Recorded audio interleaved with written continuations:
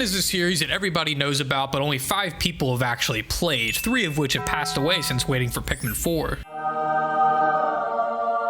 In this video, I'll be dissecting Pikmin 1 and 2, do a partial face reveal, and do a live interview with people who had their hands in the making of Pikmin 2. I'm also going to be making some Pikmin art, which you'll be able to see the progress of in the top corner up there, and you'll see the final result at the end of the video. I am sick of doing the intro, let's get into it. According to an interview, Pikmin was inspired by ants in Shigeru Miyamoto's garden, but not really. He said later on in another interview, he just made it up to make it sound more interesting, and so that more people would buy the game. だからそれは分かりやすく庭のありって言うんですけど、別にうちの庭を取材しながらこれを作ろうと思ったわけではなくて。 According to the Oblong Gamer, Miyamoto is a big fan of Ryan Holiday, who wrote the book Trust Me I'm Lying, a playbook for the dark arts of exploiting the media. This may also explain the tweet in which he says, "I am the puppet master." Ultimately, the real goal for Pikmin was to have a lot of characters on screen at once. This was really just a way for Nintendo to show, hey, look what we can do now with all these characters moving on the screen, doing their own thing at the same time. However, Pikmin as characters weren't even really a thing yet. There was no Pikmin, no Olimar, no Alien Planet, only Mario. Pikmin was originally a tech demo called Mario 128. However, this did not go according to plan. Be advised, the following may be disturbing to some. This video is old cell phone footage from Nintendo Space World, a trade show in the year 2000, showing off Mario 128. Yeah, man, Mario 128, we're coming out with a new product. I mean, if you want to try it, go ahead. Yes, please. Mario is the one guy I love. Yeah, I mean, he's our best-selling character. I mean, he's pretty original. So, you liking the game at all? Like, any feedback? Anything we should, any critiques? There's so many Marios. What? There's 1, 2, 3. Mario's the best character.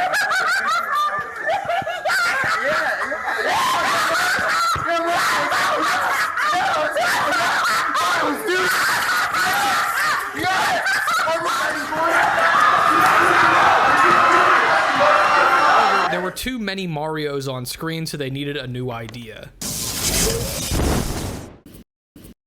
And thus, the first Pikmin prototype was created. At first, it was a little bit more like a Sims game, right? Pikmin were villagers, and Olimar was the enemy. The goal was to save the crops of the Pikmin and crucify Olimar, who kept torturing their poor crops. However, Nintendo of America's testing group had issues with this early build.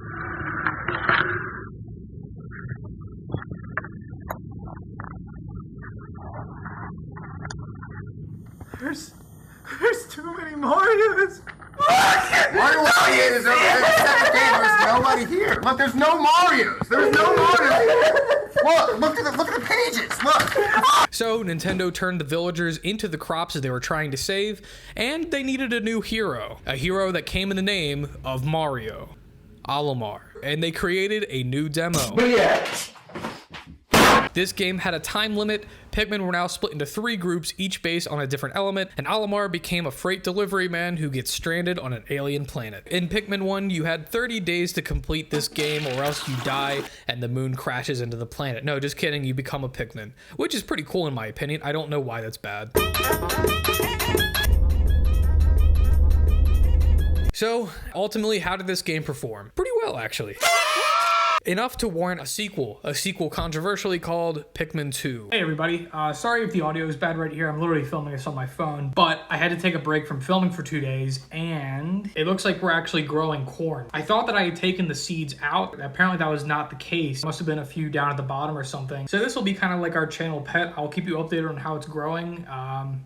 Yeah. Pikmin 2 improved a lot of the mechanics on Pikmin 1. There were better controls, and the Pikmin didn't kill you. The Pikmin didn't trip as often. On top of that, it was way longer. There was no more time limit, and the game was like quadruple the length of the first one. There was way more stuff to do. However, despite all these improvements, it actually sold less than the original.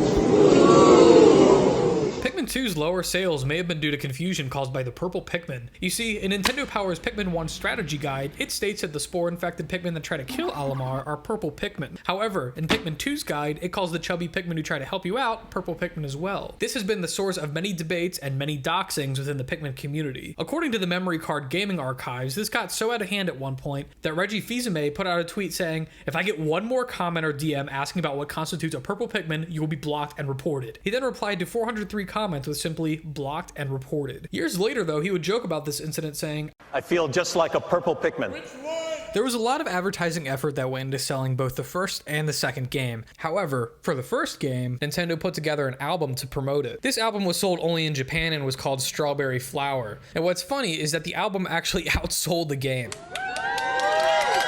What a lot of people don't know is that they actually tried to make an album in the US as well. Instead of Strawberry Flower, this US track was called Apple Blossom and was to be made by the Naked Brothers Band. They were very popular at the time with their show on Nickelodeon, plus doing tours worldwide. However, this album fell through.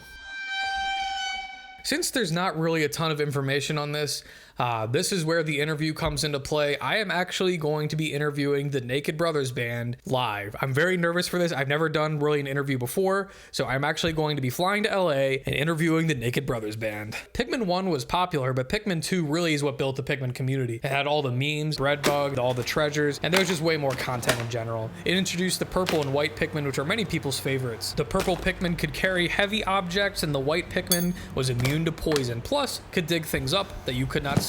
If you've played Pikmin 2, you know about the caves. There's a ton of caves in this game, each one increasingly more difficult. One cool thing about the caves is that they were randomly generated. If you didn't like the layout of the floor you were on, you could just reset your GameCube and it would be completely different next time. However, you have to be careful. If you reset your GameCube too much, the Pikmin 2 disc would convert itself into Wario World, a change that is irreversible and replaces all Pikmin 2 data in your memory card with Wario World data. Oh yeah, one thing I should mention, which is pretty important, I can't really do the whole box head thing outside of my apartment due to the fact that I've had the cops called on me 2 times while wearing the box head in public before. So for that reason, in future videos, when I'm in public, I'll be wearing a human disguise. So without further ado, 3, 2, 1.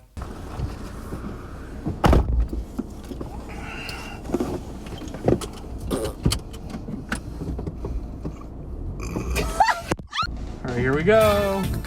Here we go! Pikmin 2 had 2 captains, Olimar and Luigi. Louie. And later on, you could play as the President of the United States.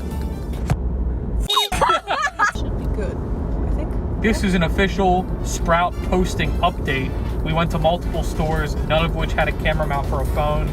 Oh my god. Remember that one part in Breaking Bad where Walter White goes, "Ah!"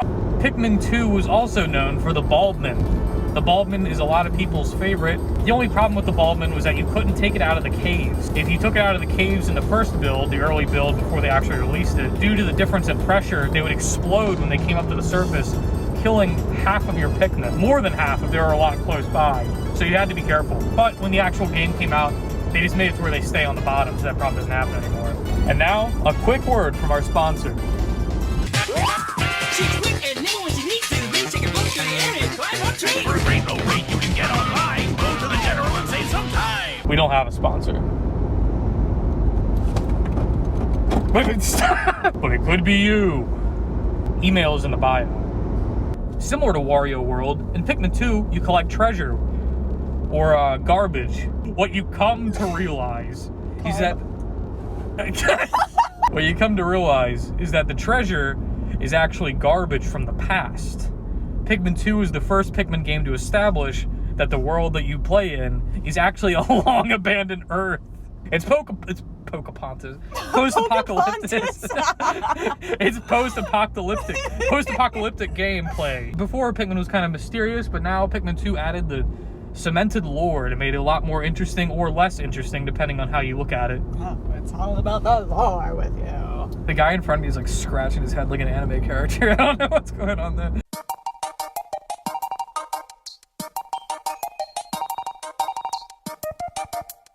At last, I finally made it in sunny California. But now's no time to relax. It is time to interview the Naked Brothers Band.